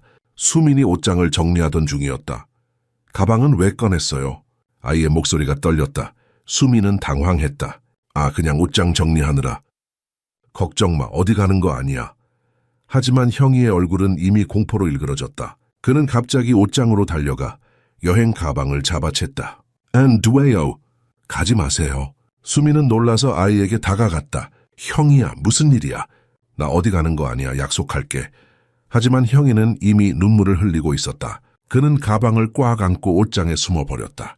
엄마처럼 가버리면 안 돼요.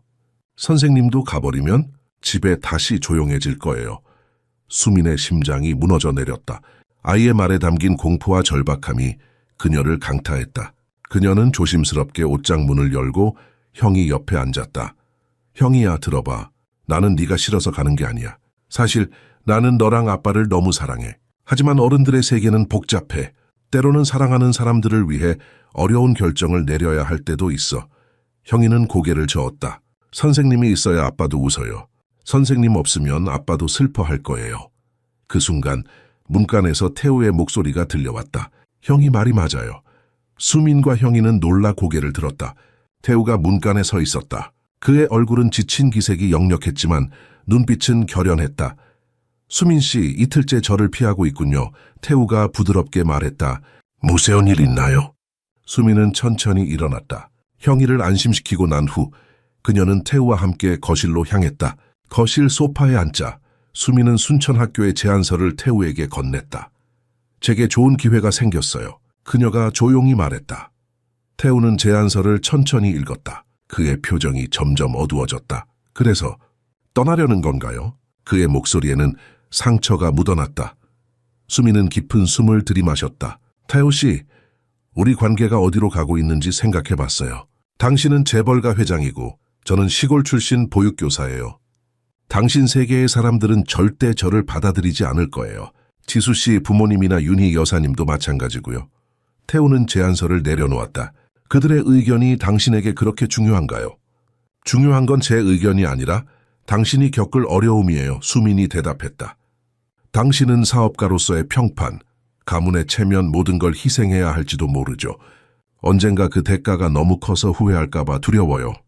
태우는 한동안 침묵했다. 그때 형이가 조용히 거실로 들어왔다. 아이는 여전히 눈물 자국이 남아있는 얼굴로 두 사람을 번갈아 바라보았다. 선생님, 가지 마세요. 그가 작은 목소리로 간청했다. 우리 가족이 되어주세요. 수민의 눈에 눈물이 고였다. 형이의 순수한 애원은 그녀의 마음을 흔들었다. 태우는 아들을 안아들고 수민 옆에 앉았다. 형이 말이 맞아요. 우리는 당신 없이 가족이 될 수 없어요. 그는 잠시 망설이다 계속했다. 수민 씨, 나도 두려워요. 당신을 사랑하는 것이, 모든 것을 바꿀 수 있다는 것이. 하지만 더 이상 과거에 묶여 살고 싶지 않아요. 당신과 형이, 그리고 우리가 함께 만들 미래를 위해 어떤 변화도 받아들일 준비가 되어 있어요. 태우는 조심스럽게 수민의 손을 잡았다.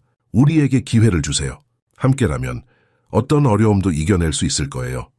수민은 태우와 형이를 바라보았다. 그들의 눈에 담긴 사랑과 희망이 그녀의 불안을 조금씩 녹여내고 있었다.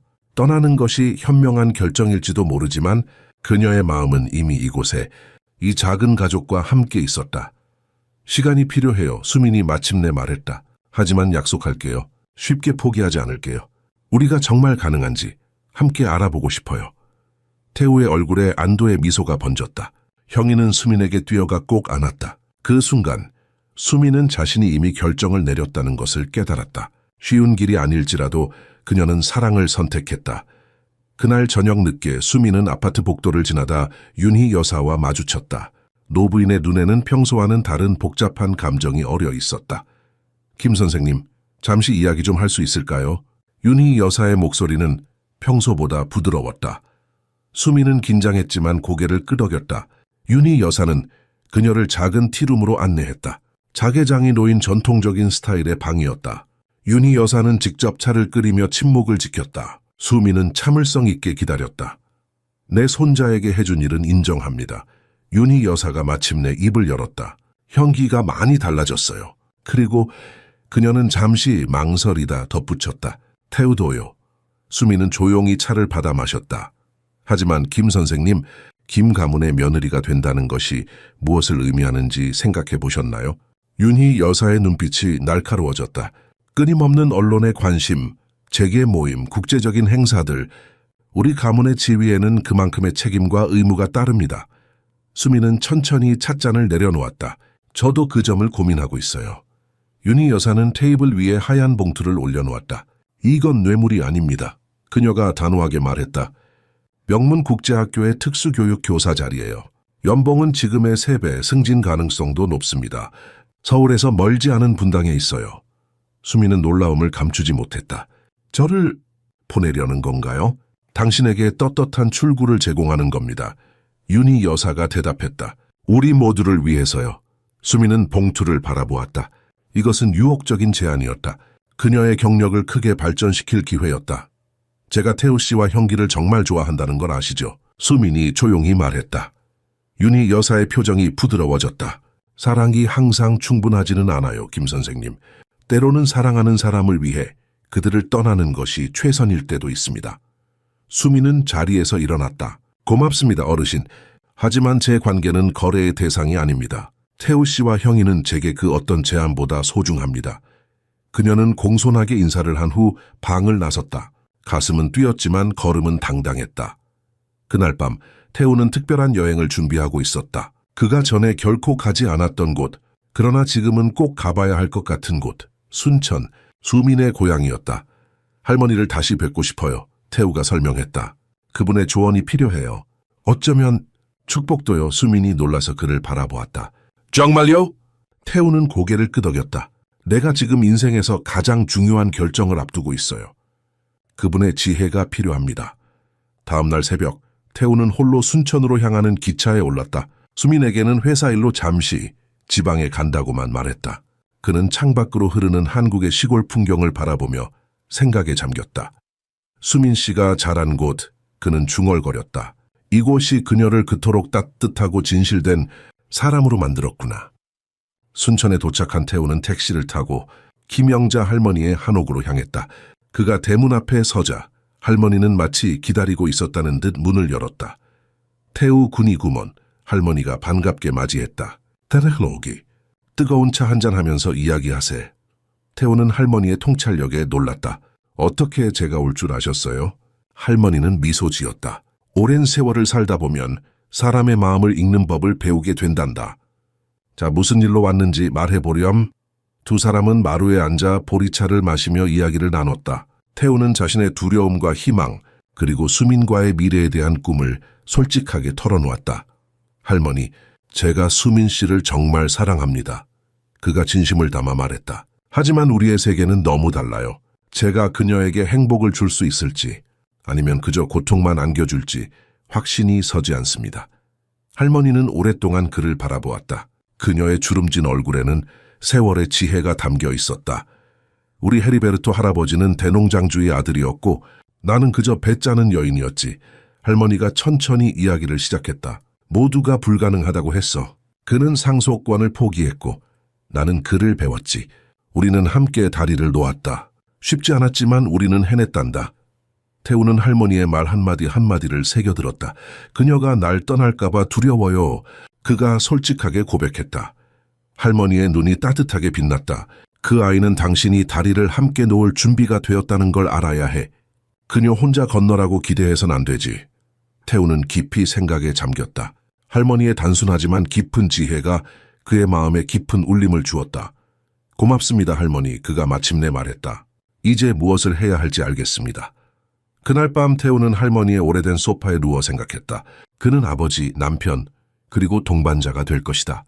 수민을 위해, 형이를 위해, 그리고 그들이 함께 만들어갈 미래를 위해 그는 어떤 장벽도 넘을 준비가 되어 있었다. 태우가 순천에서 돌아온 다음 날 수민은 그의 눈빛이 달라진 것을 느꼈다. 그의 표정에는 이전에 없던 결의와 평온함이 깃들어 있었다. 아침 식사 테이블에서 그는 형이의 머리를 부드럽게 쓰다듬으며 수민에게 미소를 지었다. 오늘 저녁, 우리 셋이서 특별한 저녁 식사를 하고 싶어요. 태우가 말했다. 한강공원에서 피크닉은 어떨까요? 형이가 기뻐 소리쳤다. 야외에서 풍기요. 정말요? 수민은 놀라면서도 기뻤다. 태우가 공개적인 장소에서 그들이 함께 있는 모습을 보이는 것은 의미 있는 행동이었다. 그날 오후 수민이 피크닉 도시락을 준비하고 있을 때 그녀의 휴대폰이 울렸다. 지연이었다. 언니, 믿을 수 없는 소식이 있어? 지연의 목소리가 흥분으로 가득했다. 서울대 의대에서 전액 장학금을 받게 됐어. 내년에 입학할 수 있어. 수민의 눈에 눈물이 고였다. 지연아, 정말 축하해. 네가 얼마나 열심히 노력했는지 알아. 정말 자랑스러워. 통화를 마친 후 수민은 자신의 얼굴에 번진 미소를 감출 수 없었다. 그동안의 모든 희생과 고난이 마침내 결실을 맺고 있었다. 지연은 그녀의 전부였고 동생이 꿈을 이룰 수 있게 된 것은 그녀에게 최고의 선물이었다. 한강공원에 도착했을 때 태우는 특별한 장소를 준비해 두었다. 강변의 조용한 언덕 위에 아름다운 돗자리와 작은 테이블이 놓여 있었다. 주변에는 작은 등불들이 은은하게 빛나고 있었다. 와, 아빠, 너무 예뻐요. 형이가 감탄했다. 수민도 깜짝 놀랐다. 이런 걸 언제 준비하셨어요? 태우는 수줍게 웃었다. 비서에게 부탁했어요. 오늘은 특별한 날이니까요. 세 사람은 수민이 준비한 김밥, 유부초밥, 그리고 형기가 좋아하는 과일 샐러드를 나눠 먹었다. 봄바람이 부드럽게 불어오고 석양이 한강 위에 황금빛 길을 그렸다. 식사를 마친 후 태우는 형이에게 작은 종이배를 만드는 법을 가르쳐 주었다. 아이는 신이 나서 배를 접고 태우와 함께 강가로 내려가 물에 띄웠다. 수민은 그들을 바라보며 가슴이 따뜻해지는 것을 느꼈다. 태우의 변화는 놀라웠다. 엄격하고 차가웠던 재벌 회장은 이제 아들과 종이배를 띄우며 웃음 짓는 평범한 아버지가 되어 있었다. 태우와 형기가 돌아오자 수미는 지연의 소식을 나누었다.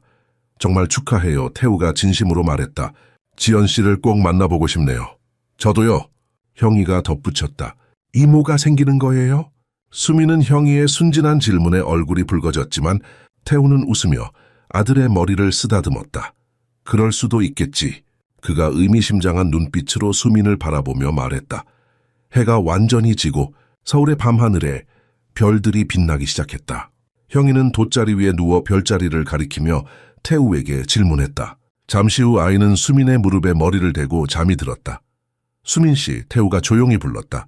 당신에게 보여주고 싶은 것이 있어요. 그는 서류 한 장을 꺼내 수민에게 건넸다.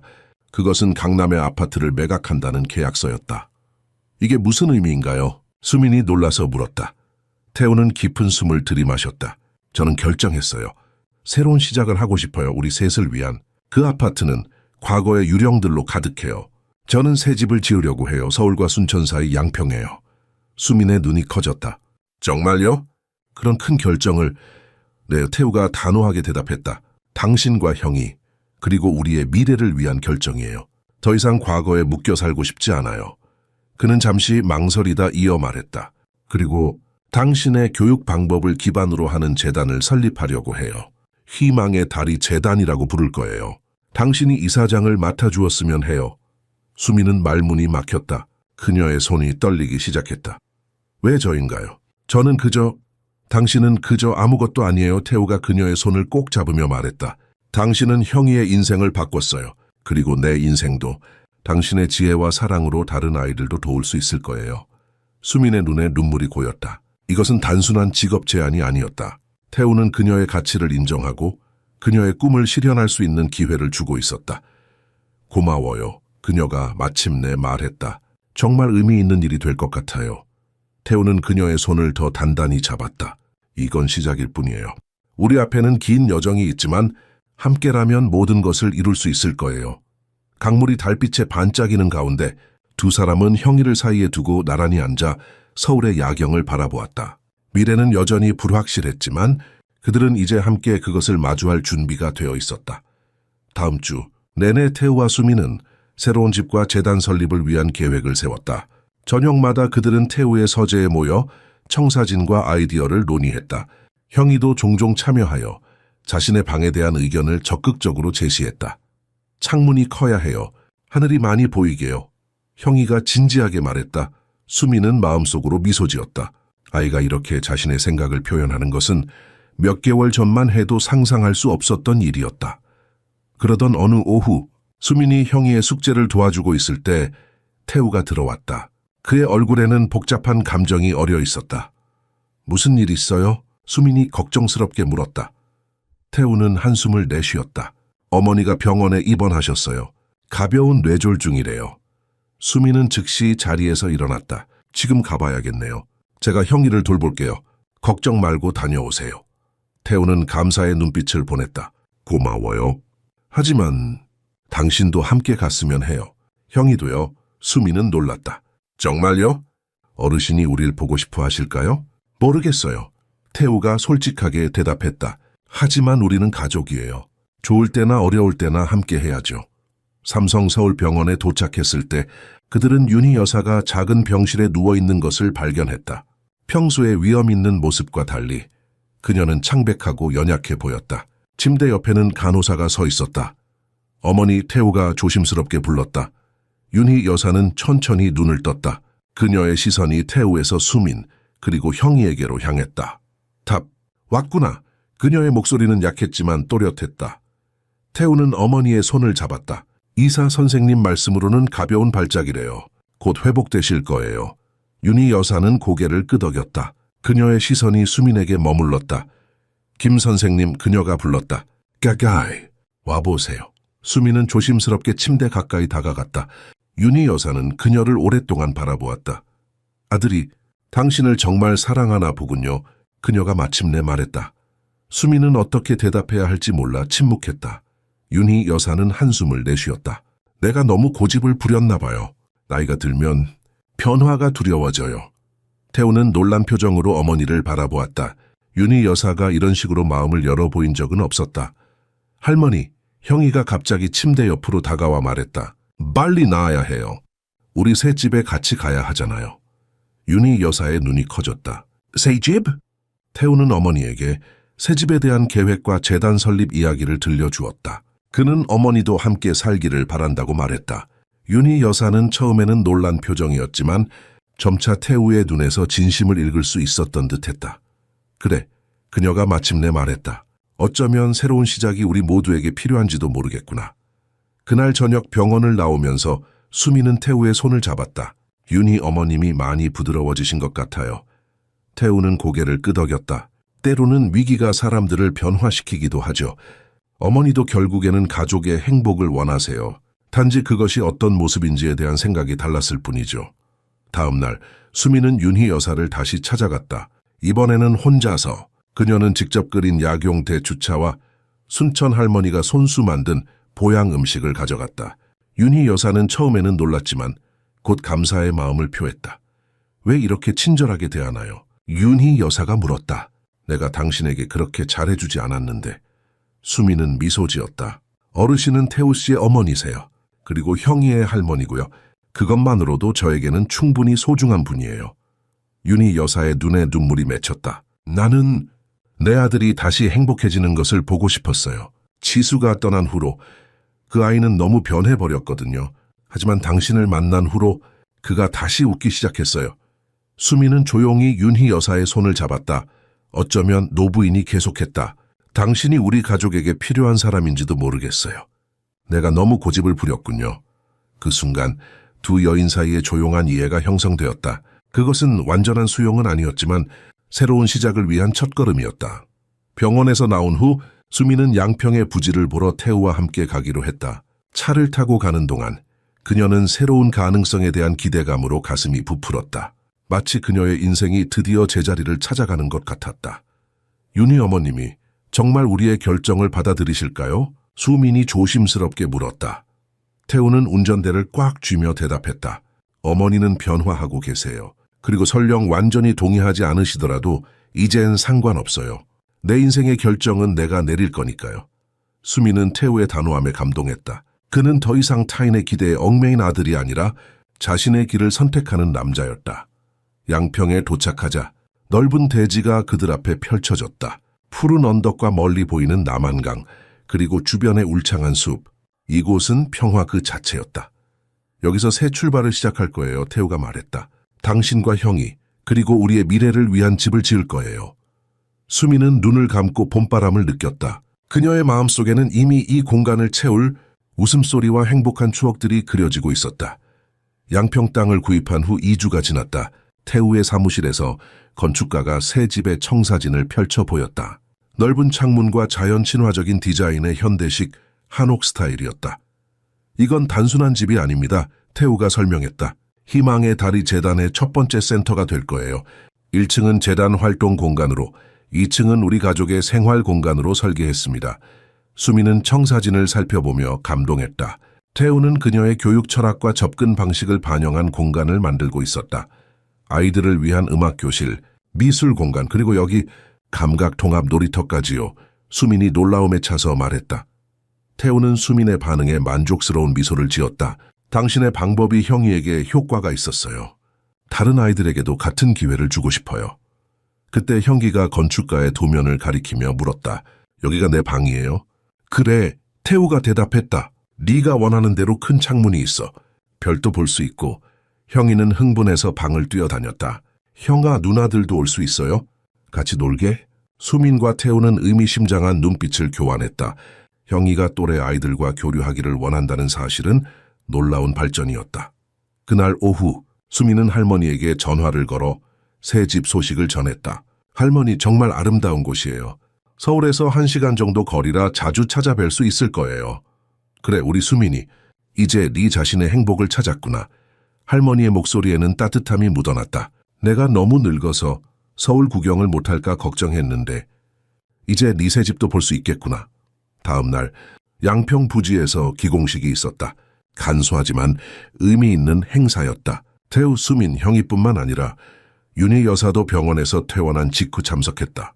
그녀는 아직 약했지만 이 중요한 순간을 놓치고 싶지 않았다. 어머니, 무리하시면 안 됩니다. 태우가 걱정스럽게 말했다. 윤희 여사는 고개를 저었다. 내 가족의 새로운 시작인데 내가 빠질 수 없지. 수미는 윤희 여사가 내 가족이라는 말에 그녀를 포함시켰다는 사실에 감동했다. 작은 변화였지만 중요한 인정이었다. 기공식에는 특별한 손님도 있었다. 수민의 여동생 지연이 처음으로 태우와 형이를 만나게 된 것이다. 안녕하세요, 김태우 씨. 언니가 많이 얘기했어요. 지연이 공손하게 인사했다. 그리고 형이야 만나서 반가워. 나는 이모야. 형이는 처음에는 수줍었지만 곧 지연의 따뜻한 미소에 마음을 열었다. 이모, 저랑 숨바꼭질 할래요? 지연은 기쁘게 수락했고 곧 두 사람은 부지 주변을 뛰어다니며 놀기 시작했다. 태우는 수민에게 속삭였다. 지연 씨는 당신을 많이 닮았네요. 같은 미소, 같은 따뜻함. 수민은 행복하게 웃었다. 그 아이는 제 자랑이에요. 모든 어려움을 이겨내고 꿈을 이루려고 해요. 기공식이 끝난 후 태우는 모두를 모아 중요한 발표를 했다. 오늘은 단순한 시작이 아닙니다. 이곳은 우리 가족의 새로운 출발점이자 많은 아이들에게 희망을 줄 특별한 곳이 될 거예요. 그는 잠시 수민을 바라보다 계속했다. 그리고 이 모든 것은 한 특별한 사람 덕분에 가능했습니다. 그녀는 우리에게 진정한 사랑과 이해의 의미를 가르쳐 주었습니다. 수민의 얼굴이 붉어졌다. 태우가 그녀의 손을 잡고 모두 앞에서 깊은 존경과 애정을 표현하는 것은 처음이었다. 다음 달, 새 집의 골조가 세워지기 시작했다. 태우와 수민은 자주 현장을 방문했고 형이는 매번 자신의 방이 어떻게 변화하는지 확인하길 원했다. 어느 토요일, 세 사람이 현장을 둘러보고 있을 때 태우가 갑자기 무릎을 꿇었다. 그는 주머니에서 작은 반지 상자를 꺼냈다. 김수민 씨, 그가 떨리는 목소리로 말했다. 당신은 내 인생의 빛이 되어 주었어요. 형이에게 어머니가 되어주고 내게 다시 사랑할 용기를 주었죠. 이제 공식적으로 묻고 싶습니다. 우리 가족이 되어주시겠어요? 수미는 놀라움에 말을 잇지 못했다. 그녀의 눈에 눈물이 고였다. 형이가 그녀의 옆에서 흥분해 뛰며 외쳤다. 내라고 해요, 선생님. 내라고요. 수미는 웃음과 눈물 사이에서 고개를 끄덕였다. 네, 그럼요. 당신들과 함께하는 것보다 더 원하는 것은 없어요. 태우는 기쁨에 찬 미소로 그녀의 손에 반지를 끼워주었다. 그것은 화려한 다이아몬드 반지가 아닌 단순하지만 의미 있는 디자인의 반지였다. 가운데 작은 에메랄드 돌이 박힌 은반지였다. 지수의 생일석이에요. 태우가 설명했다. 그녀도 당신을 축복할 거라고 생각해요. 당신이 형이와 나에게 가져다준 행복을. 수미는 감동의 눈물을 흘렸다. 이것은 단순한 청혼이 아니었다. 과거를 존중하면서도 새로운 미래를 함께 만들어가자는 약속이었다. 형이는 두 사람을 껴안으며 기쁨에 찬 목소리로 말했다. 이제 우린 진짜 가족이 되는 거예요. 그래. 태우가 아들의 머리를 쓰다듬으며 대답했다. 우리는 이제 진짜 가족이야. 그날 저녁 세 사람은 미완성된 집의 테라스에 앉아 별을 바라보았다. 주변에는 아직 벽도 없고 지붕도 없었지만 그곳에는 이미 사랑과 희망이 가득했다. 그것은 건물이 아닌 그들이 함께 만들어가는 가정이었다. 약혼 소식은 예상대로 언론의 폭발적인 관심을 끌었다. 재벌 김태우 회장, 아들 보육교사와 결혼선언, 계층을 뛰어넘은 로맨스 같은 헤드라인이 신문과 인터넷을 장식했다. 하지만 이번에는 태우가 달랐다. 그는 더 이상 여론을 두려워하지 않았다. 우리의 행복은 타인의 판단에 달려있지 않아요. 그가 수민에게 말했다. 연론이 무슨 말을 하든 우리는 우리의 길을 갈 거예요. 결혼식 준비가 시작되었다. 태우는 화려한 호텔 웨딩이 아닌 양평의 새 집에서 간소하지만 의미 있는 결혼식을 원했다. 수민도 동의했다. 그들의 새로운 시작이 새 집에서 이루어지는 것은 완벽한 상징이었다. 가을에 결혼하면 어떨까요? 수민이 제안했다. 단풍기 아름다울 때 우리의 새 집에서. 태우는 미소로 답했다. 완벽해요. 그때쯤이면 집도 거의 완성될 거예요. 예상대로 회사, 이사회 일부 구성원과 사업, 파트너들 사이에서 우려의 목소리가 나왔다. 태우의 결혼 결정이 기업 이미지에 미칠 영향에 대한 걱정이었다. 하지만 태우는 단호했다. 내 개인적인 행복은 협상 대상이 아닙니다. 그가 이사회에서 선언했다. 오히려 이 결혼이 우리 기업에 새로운 사회적 책임의 방향을 제시할 것입니다. 희망의 다리 재단을 통해 우리는 진정한 사회 공헌을 할 것입니다. 그의 확신과 열정은 반대의 목소리를 점차 잠재웠다. 봄이 깊어가며 새집의 모습도 점점 뚜렷해졌다. 5월의 어느 주말, 수미는 지연과 함께 현장을 방문했다. 동생은 곧 대학에 입학할 예정이었고 수미는 자신의 새 삶을 동생과 나누고 싶었다. 언니, 이곳은 정말 아름다워. 지연이 넓은 정원을 바라보며 말했다. 메이치 동화 속에 있는 것 같아. 수미는 미소 지었다. 때로는 나도 이게 꿈인가 싶어. 내가 이런 행복을 누릴 자격이 있을까 하고 지연이 언니의 손을 꼭 잡았다. 물론이지. 언니는 늘 다른 사람들을 위해 살았어. 이제는 언니 자신의 행복을 찾을 시간이야. 두 자매는 어깨를 맞대고 양평의 평화로운 정영을 바라보았다. 남한강이 멀리서 반짝이고 봄바람이 부드럽게 불어왔다. 엄마, 아빠가 보면 정말 자랑스러워 하실 거야. 지연이 말했다. 우리 둘 다. 그날 저녁 태우는 특별한 저녁 식사를 준비했다. 그는 유명 요리사를 초청해 양평 부지에서 야외 식사를 계획했다. 수민 형이 지연, 그리고 특별히 병원에서 외출 허가를 받은 윤희 여사까지 모두 참석했다. 식사가 끝나고 별이 밤하늘을 수놓을 때 태우는 모두를 정원으로 초대했다. 그곳에는 작은 불빛들이 나무들 사이에 걸려 있었고 중앙에는 초소형 피아노가 놓여 있었다. 이 순간을 특별하게 만들고 싶었어요. 태우가 말했다. 안녕하세요. 소중한 구독자 여러분. 잠시 이야기 멈추고 여쭈어봅니다. 이 이야기 재미있으신가요? 그렇다면 새로운 채널도 꼭 구독해주세요. 이와 같이 새롭고 놀라운 이야기들을 준비했습니다. 구독 링크는 영상 설명란에 있습니다. 항상 응원해 주셔서 감사합니다. 그는 피아노 앞에 앉아 조심스럽게 건반을 두드리기 시작했다. 수미는 놀라움에 눈을 크게 떴다. 태우가 피아노를 연주할 줄 몰랐기 때문이다. 3개월 동안 몰래 배웠어요. 태우가 쑥스러운 미소를 지으며 말했다. 아직 서툴지만 당신을 위한 첫 곡이에요. 그가 연주한 것은 간단하지만 감동적인 멜로디였다. 형이가 박수를 치며 즐거워했고 지연은 감동의 눈물을 훔쳤다. 심지어 윤희 여사의 눈가에도 촉촉한 기운이 맺혔다. 연주가 끝나자 태우는 수민에게 다가와 그녀의 손을 잡았다. 자, 이제 우리 집이 거의 완성되었어요. 하지만 집은 그저 건물에 불과해요. 진정한 집은 사랑하는 사람들이 함께할 때 만들어지는 거죠. 수민은 눈물을 참으며 고개를 끄덕였다. 우리가 함께 만들어갈 거예요. 우리 셋이. 그리고 더 많은 사람들도 태우가 작은 목소리로 덧붙였다. 그의 눈빛에는 미래에 대한 희망과 약속이 담겨 있었다. 다음 주 수민은 윤세라 교수의 초청으로 서울대 특수교육과에서 강연을 했다. 그녀는 자신의 경험과 접근 방식에 대해 이야기했고 곧 출범할 희망의 다리 재단에 대해서도 소개했다. 우리는 모든 아이가 자신만의 방식으로 소통하고 성장한다고 믿습니다. 수민이 말했다. 필요한 것은 더 많은 진단이나 약물이 아니라 더 깊은 이해와 인내, 그리고 무조건적인 사랑입니다. 강연이 끝난 후 많은 교육자와 학부모들이 그녀에게 질문과 조언을 구했다. 수민은 자신의 경험이 다른 사람들에게 도움이 될 수 있다는 사실에 가슴이 따뜻해졌다. 태우는 강연장 뒤에서 그녀를 지켜보며 깊은 자부심을 느꼈다. 그는 자신이 단순히 부와 지위를 가진 사업가가 아닌 진정한 변화를 만들어낼 수 있는 위치에 있다는 것을 깨달았다. 그리고 그 변화의 중심에는 수민이 있었다. 집으로 돌아가는 차 안에서 태우는 조용히 물었다. 행복해요? 수민은 창밖으로 흐르는 서울의 풍경을 바라보았다. 그녀의 인생은 상상할 수 없을 만큼 변했다. 가난한 시골 소녀에서 재벌가의 예비 신부가 되기까지 그 여정은 결코 쉽지 않았다. 하지만 지금 이 순간 그녀는 확신할 수 있었다. 네, 정말 행복해요. 그녀가 진심을 담아 대답했다.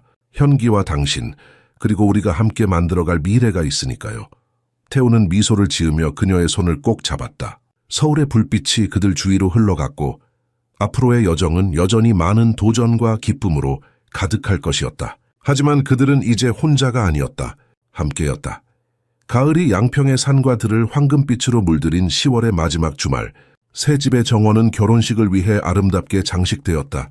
단풍나무 아래 소박하지만 우아한 결혼식 장소가 마련되었고 은은한 가을 햇살이 모든 것을 따스하게 비추었다. 결혼식 아침, 수미는 지연과 함께 준비실에서 한복으로 갈아입고 있었다. 그녀는 현대적으로 재해석된 연한 연두색 한복을 선택했는데 소매와 치매는 순천 지역 전통 문양이 섬세하게 수놓아져 있었다. 언니, 정말 아름다워, 지연이 감탄했다. 마치 공주님 같아. 수미는 거울 속 자신의 모습을 바라보았다. 그녀의 눈에는 기쁨과 함께 약간의 슬픔도 어려 있었다. 엄마, 아빠가 오늘 여기 계셨으면 좋았을 텐데. 지연은 언니의 손을 꼭 잡았다. 두 분은 분명 하늘에서 지켜보고 계실 거야. 자랑스러워 하실 거고. 수미는 고개를 끄덕였다. 그때 노크 소리가 들렸고 영자 할머니가 방으로 들어왔다. 그녀의 눈은 손녀를 보는 순간 자랑스러움으로 빛났다. 우리 수민이 이렇게 아름다울 수가. 할머니가 감격에 찬 목소리로 말했다. 내가 살아생전에 이런 날을 볼 수 있어 감사하구나. 할머니는 손에 들고 온 작은 상자를 열었다. 그 안에는 오래된 비취 비녀가 있었다. 이건 내 할머니가 결혼할 때 쓰신 거야. 대대로 내려오는 갑오지. 이제 네가 써야지. 수민은 감동의 눈물을 참으며 할머니를 꼭 안았다. 지연이 조심스럽게 비녀를 수민의 머리에 꽂아주었다. 같은 시간 태우는 형이와 함께 다른 방에서 준비하고 있었다. 그는 현대적인 디자인의 검은색 한복을 입고 있었고 형이도 작은 크기의 같은 디자인 한복을 입고 있었다. 아빠, 긴장돼요? 형이가 천진난만하게 물었다. 태우는 미소 지으며 아들의 머리를 쓰다듬었다. 조금, 하지만 좋은 의미로. 형이는 진지한 표정으로 아버지를 올려다보았다. 걱정 마세요. 수민 선생님은 우리 가족이 될 거예요. 영원히. 태우는 아들의 순수한 확신에 마음이 따뜻해졌다. 그래, 내 말이 맞아. 결혼식은 오후 2시에 시작되었다. 초대받은 하객들은 가족과 가까운 친구들, 그리고 몇몇 중요한 비즈니스 파트너들로 제한되었다. 예상대로 몇몇 기자들이 멀리서 카메라를 들고 있었지만 태우는 그들을 신경 쓰지 않았다. 전통 가야금 연주가 시작되고 형이가 먼저 입장했다. 그의 손에는 두 사람의 예물이 담긴 작은 상자가 들려 있었다. 하객들이 미소 지으며 귀여운 반지 베어러를 바라보았다.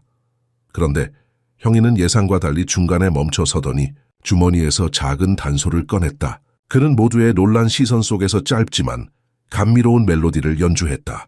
그것은 지수가 좋아했던 아리랑의 한 소절이었다. 하객들의 눈에 눈물이 고였다. 윤희 여사는 손수건으로 눈가를 닦았고 태우의 눈에도 깊은 감동의 빛이 어렸다. 형이는 연주를 마치고 태우 곁으로 달려와 아버지의 손을 꼭 잡았다. 그리고 마침내 수민이 할머니의 손을 잡고 입장했다. 그녀의 아름다움에 태우는 숨을 멈췄다. 수민은 천천히 걸어와 태우 앞에 섰다. 두 사람의 눈이 마주쳤을 때 세상의 모든 의심과 두려움이 사라진 듯했다. 전통과 현대를 접목한 결혼식은 감동적이고 의미 있게 진행되었다. 서로의 약속을 나누는 순간 태우의 목소리는 진심으로 가득했다. 당신은 나에게 다시 살아갈 이유를 주었습니다. 형이에게 웃음을 가져다 주었고 우리 집에 따뜻함을 되돌려 주었습니다. 앞으로의 모든 날 당신과 함께하는 삶을 꿈꿉니다. 수민도 떨리는 목소리로 자신의 약속을 전했다. 당신과 형이는 제게 가족의 의미를 다시 가르쳐 주었어요. 저는 당신들의 기쁨과 슬픔, 모든 순간을 함께하겠습니다. 이것이 제 평생의 약속입니다. 식이 끝나고 피로연이 시작되었다. 정원에는 전통음악과 현대음악이 어우러졌고 다양한 한식 요리가 풍성하게 차려졌다. 태우와 수민은 하객들 사이를 돌며 감사 인사를 전했다. 윤희 여사가 수민에게 다가와 그녀의 손을 잡았다. 이제 정말 우리 가족이 되었구나. 태우와 형이를 잘 부탁한다. 수민은 감동에 고개를 숙였다. 네, 어머님. 제 모든 마음을 다해 사랑하겠습니다. 저녁이 깊어가고 손님들이 하나둘 떠나기 시작했을 때 태우는 수민의 손을 잡고 새 집의 뒤뜰로 그녀를 안내했다. 그곳에서는 남한강과 가을산의 정영이 한눈에 펼쳐졌다.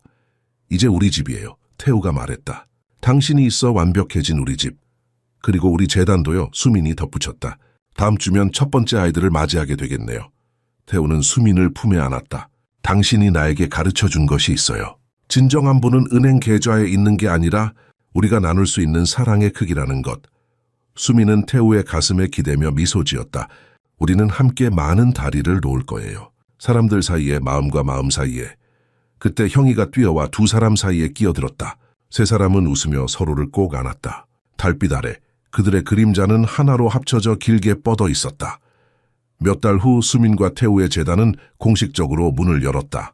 희망의 다리 재단은 발달, 장애 아동뿐 아니라 다양한 어려움을 가진 아이들에게 새로운 접근법과 희망을 제공하기 시작했다.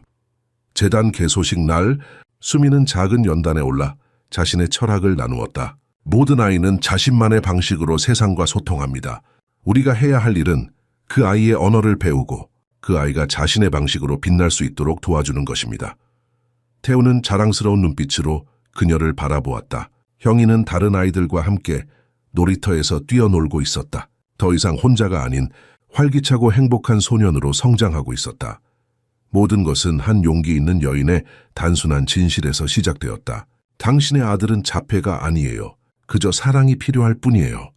그리고 그 진실은 한 가족의 삶을 바꾸었을 뿐만 아니라 이제 수많은 다른 아이들과 가족들에게도 희망을 전하고 있었다. 수민과 태우가 함께 지은 다리는 계층, 편견, 그리고 두려움을 넘어 진정한 이해와 사랑으로 이어지고 있었다.